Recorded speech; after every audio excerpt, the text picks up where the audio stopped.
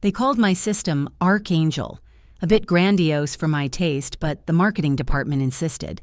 They said it invoked protection, oversight, an incorruptible guardian watching over the traitors at Valerius and Company.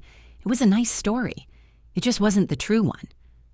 My office on the 38th floor was a sterile white box, just the way I liked it. It overlooked the chaos of the city, a sprawling, inefficient system I had no desire to fix.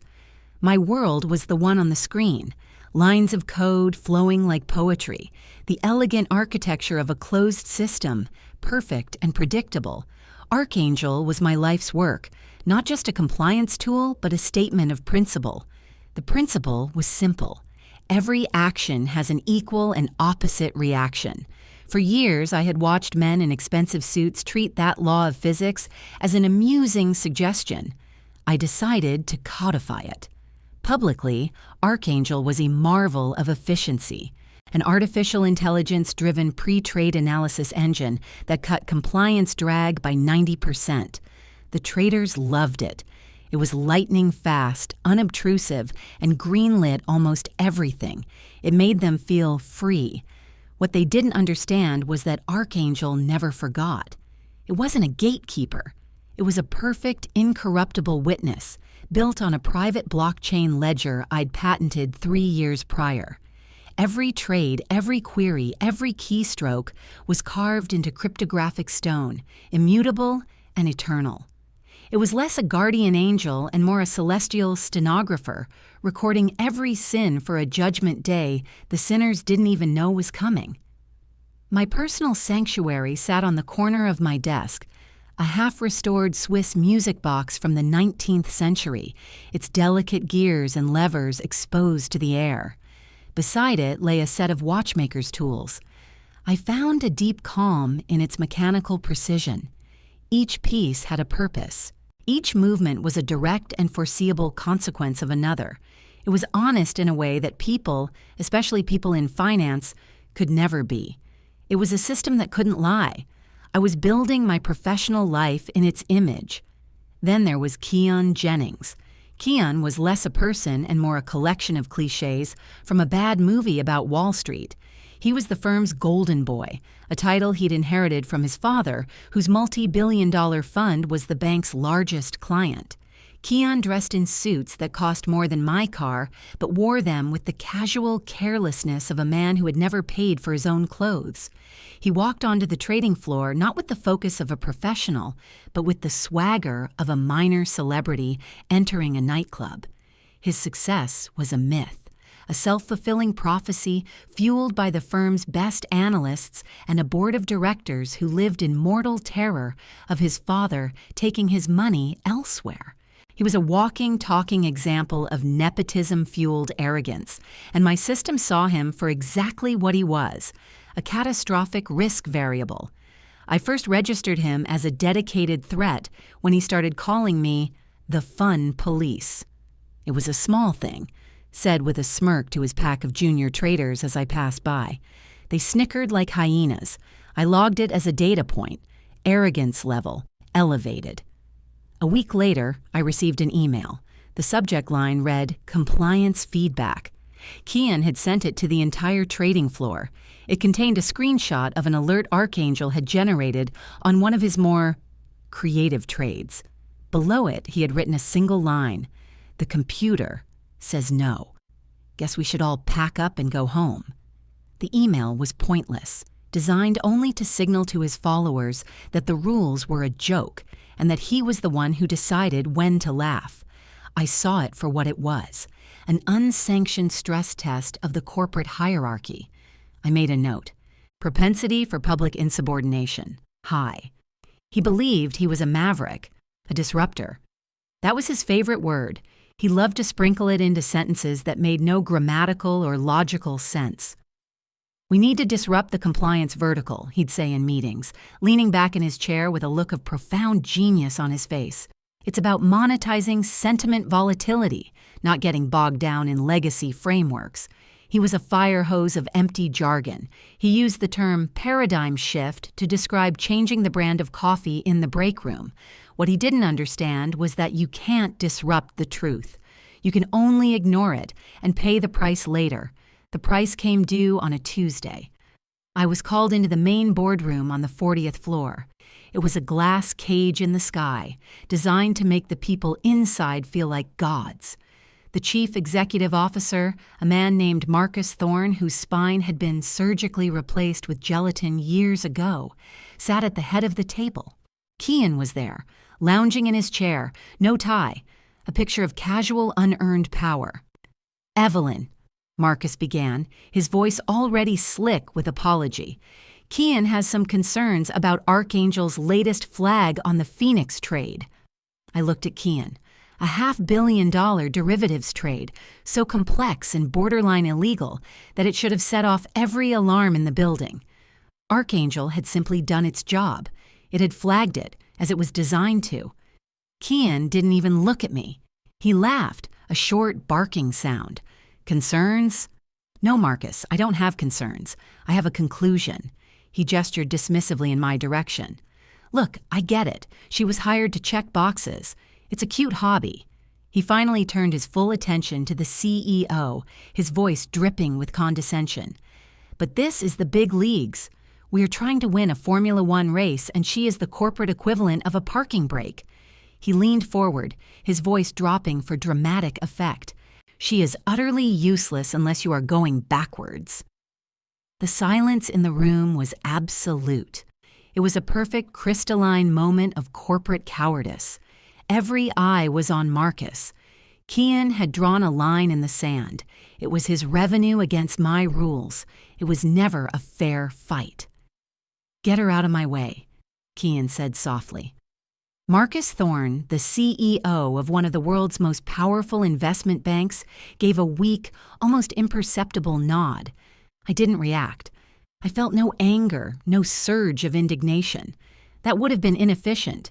Instead, I felt a strange sense of calm, a sense of completion. For months, I had been running a diagnostic on the Valerius and Company operating system.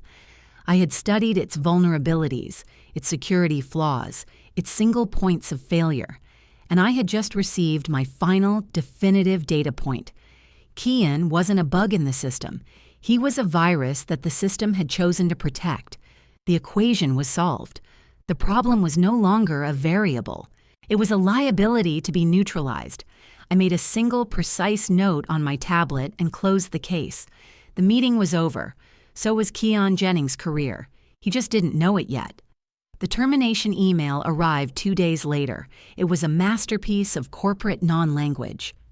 "We appreciate your contributions, restructuring for future growth, wishing you the best in your future endeavors." It was the electronic equivalent of a cheap card and a stale cake. I felt no panic. I felt nothing at all. This was not a surprise. It was an expected outcome, a predictable step in a sequence I had initiated months ago. I methodically began the process of severing myself from the network. I archived my project files, deleted my personal data, and cleared my browser history. It was a digital decluttering, clean and final. Then I packed my personal items. The watchmaker's tools went into their leather roll. The half-finished music box I placed carefully into my briefcase. These were the only things in that office that were truly mine. The rest was just noise. As I logged out of my workstation for the last time, I thought about the server farm in the basement, a city of blinking lights and humming fans, the physical heart of the bank's digital nervous system. My system. What he didn't understand, what none of them understood, was that Archangel was more than just software. It was a self-contained ecosystem with its own laws of survival.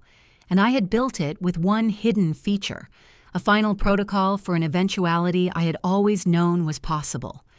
Down in that cold, dark room, a single line of code was executing, a simple command from human resources, revoke _credentials, user _ID, ES48, employee Shaw, Evelyn, terminated, a digital guillotine.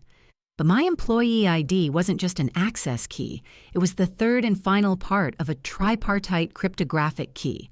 The first two parts were stored on secure servers. one in Zurich, one tied to the company's own private key. Alone, they were useless. But together, with my termination as the final authentication, they unlocked something. They unlocked the vault. I had built a backdoor into Archangel, a feature I'd sold to the board as the omnibus channel. I told them it was a high-performance sandbox for structuring complex, multi-leg, international trades before committing them to the main ledger. A trader-friendly solution, I'd called it. They'd loved the buzzword. Keon, in particular, saw it for what he thought it was, a loophole. A sophisticated way to hide the true nature of his trades, to move assets through a gray area he believed was invisible. He thought he had found a flaw in my perfect system. He was a fool. The omnibus channel wasn't a sandbox. It was a honeypot. And every single trade he had ever routed through it, every rule-bending, high-risk gamble he thought was his clever little secret, had been instantly and simultaneously mirrored to a sealed, encrypted data vault. The moment HR terminated my access, the key was completed, the vault unlocked, and Archangel executed its single, final protocol. Transmit its entire contents to the regulatory servers at the Securities and Exchange Commission and the Financial Conduct Authority. There was no override, no recall. It was a digital dead man's switch. My professional death was the trigger for his. It was a particularly elegant piece of work. That evening, I was home, in my study. Bach's cello suites, music of pure, elegant mathematics, played softly in the background. I brewed a cup of Earl Grey tea, not for 3 minutes, not for 5, for exactly 4. Precision was everything. As I sat there, I pictured the packets of data flowing silently across the globe, a perfect time-stamped, immutable record of Kian Jennings' greed and arrogance, delivered directly to the people who could do something about it. My part in the play was over. I had written the script, built the stage, and set the final scene in motion. All I had to do now was wait for the lead actor to deliver his final catastrophic lines. I picked up a tiny brass gear with a pair of tweezers and held it to the light. The music box on my desk waited patiently. I had all the time in the world. The chaos I had just unleashed felt 1,000,000 miles away.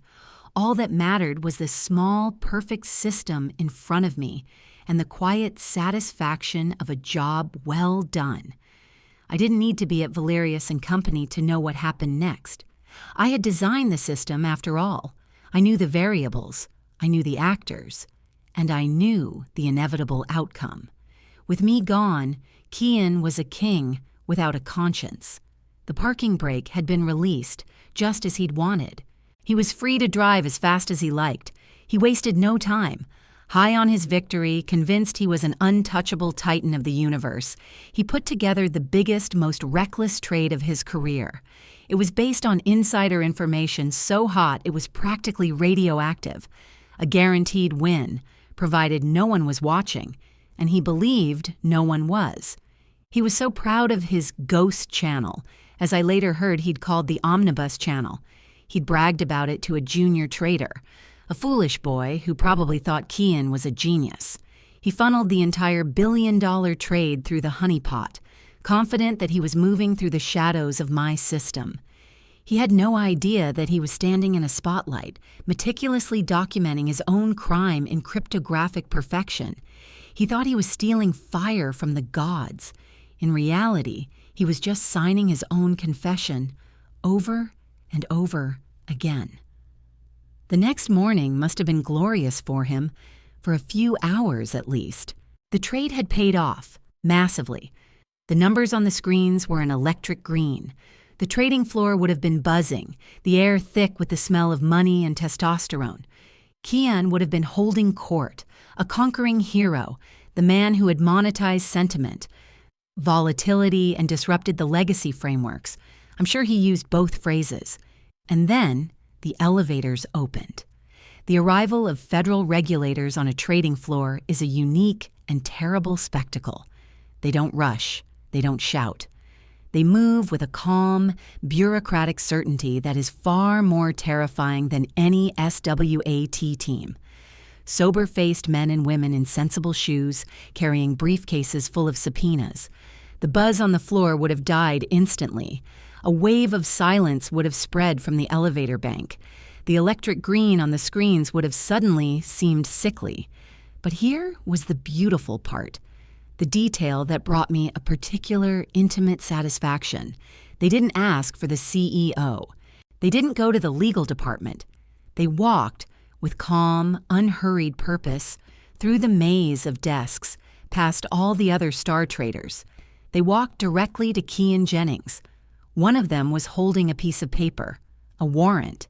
And as I pictured it, I knew that warrant would detail the illegal trade from the night before. Not in vague terms, but with the impossible accuracy of a system that had watched the crime happen in real time. It would have account numbers, execution times, routing data. It would have everything. The look on his face when he realized. That's the moment I savored. The smug, self-satisfied expression melting away, replaced by the slack-jawed incomprehension of a man who has just seen a ghost. A man whose entire worldview, a world in which he was the hero and the rules were for little people, was collapsing in on him in real time. There must be some mistake, he would have stammered. He would have started babbling about market dynamics, about alpha, about synergy. All his favorite words, now just meaningless noise against the cold, hard fact of the warrant in his face. "Mr. Jennings," one of the agents would have said, his voice flat and unimpressed, "will you please stand up?" And just like that, the king was dethroned. Not with a bang, but with a polite request. The inevitable, logical consequence of his own actions. My system had performed perfectly. I wasn't in the war room for the autopsy, of course, but I didn't need to be. I had written the diagnostic program. I knew exactly what it would find. The bank was in chaos. The raid had sent a shockwave through the entire firm. Clients were calling, the board was in an emergency session, and Marcus Thorne was probably hiding under his desk.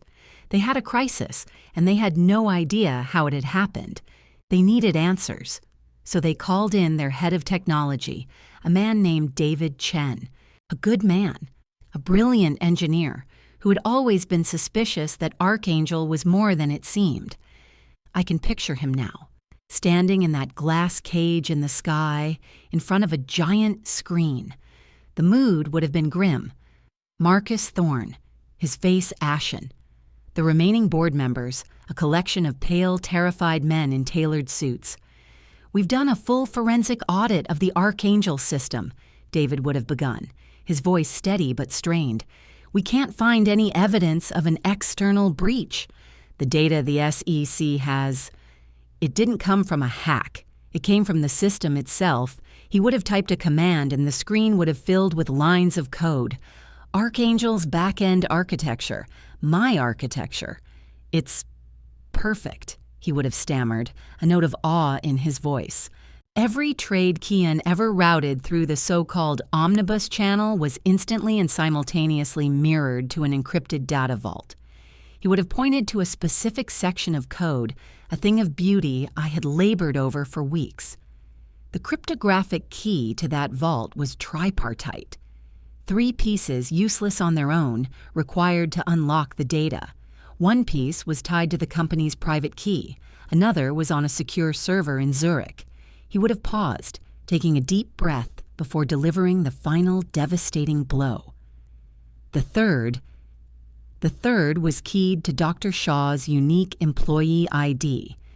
You could have heard a pin drop, the dawning horror on their faces. It wouldn't have been a sudden shock. It would have been a slow, sickening realization.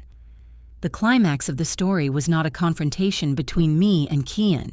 It was a confrontation between a group of powerful men and the elegant, inescapable truth of their own catastrophic stupidity. David would have typed one last command. A log file would have appeared on the screen. The moment HR sent the termination command and revoked her credentials, the third part of the key was authenticated, he would have explained, his voice barely a whisper.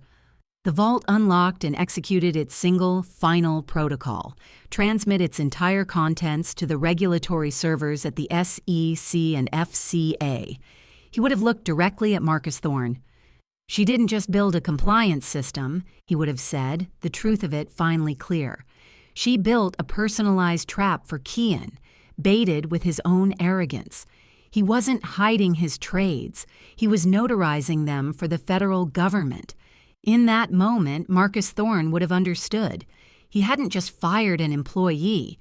He had personally pulled the pin on a grenade that I had surgically placed in his Star Trader's hand months ago. He had been a willing accomplice in his own firm's destruction. While they sat in their glass box, paralyzed by the truth, my system's other subject was facing his own, more public reckoning. I saw the pictures later. Keon Jennings, the master of the universe, being led out of the building in handcuffs. His expensive suit was rumpled. His alpha persona was gone, replaced by the impotent confusion of a child who can't understand why he's being punished. I watched his world collapse in real time from the comfort of my own home, and it was deeply, profoundly satisfying. A week later, the world was a different place. My world, at least. I was sitting in a new office. It wasn't in a skyscraper. It was a quiet, sunlit room in a university research institute overlooking a park. I had been offered a position as a senior fellow studying systemic risk in financial markets. It was the job I had always wanted. No politics, no egos, no Kian Jennings. Just the clean, quiet pursuit of knowledge. On my desk next to my laptop sat a single newspaper. The headline was stark. Valerius and Company faces record fines after Star Trader's arrest. The story detailed the impending multi-billion-dollar fines, the shredded stock price, the criminal charges against Keon, and the unprecedented internal security protocol that had led to his downfall. They were calling Archangel a digital whistleblower. They still didn't understand. It wasn't a whistleblower, it was a weapon, and it had hit its target with perfect precision. My victory wasn't about the money or the power. I didn't want to run the bank. I didn't want to see it burn to the ground, though I confess that was a pleasant side effect. My victory was the quiet, profound satisfaction of a perfectly executed proof. I had designed a system based on a single hypothesis, that Keon's arrogance, left unchecked, would be his own undoing. The system had performed exactly as designed. The results were validated. My work was complete. Then my phone rang. The caller ID showed a name I hadn't expected to see again. Arthur Vance. The chairman of the board at Valerius and Company, a man who hadn't spoken to me in over a year. I let it ring for a moment, then answered. His voice was a slick puddle of desperation. "Evelyn," he began, the false warmth failing to mask the panic. A terrible, terrible situation. We had no idea, of course. Kian, he deceived us all. I remained silent. I knew this was not a social call. "We need you, Evelyn," he said, getting to the point. "The board has approved an unprecedented package. Name your price.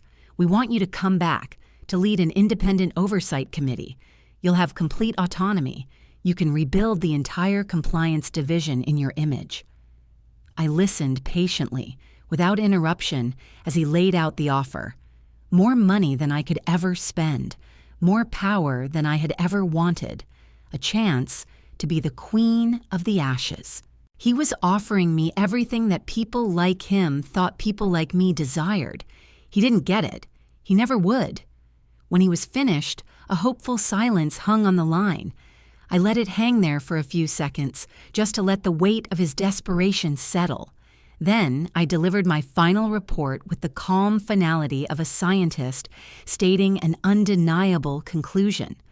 "Arthur," I said, my voice even and clear, "my work at your bank is complete." I ended the call. I took a sip of my perfectly brewed tea. I picked up the final tiny gear and, with a steady hand, placed it into the mechanism of the antique music box.